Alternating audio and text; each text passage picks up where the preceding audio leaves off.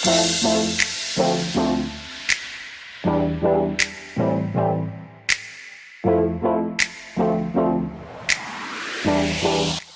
so good day. So nandito tayo ngayon sa San Carlos, Pangasinan. Nagkabit tayo ng DD-PI na Mola N3 Pro. Okay, so hardware kit setup tayo. Hardware kit setup. Ito sa Mitsubishi Strada. Ito yung latest model ng Mitsubishi Strada 2024. So pinutol natin yung kanyang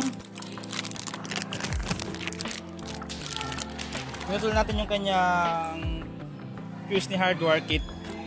Pinalta natin ng pit para kay Mitsubishi Strada. Ayan. Kaya ito naputol to. Ito yung kay hardware kit to. Ito yung dulo niya. So ngayon naka-plug and play lang tayo sa box niya na pitted yung fuse.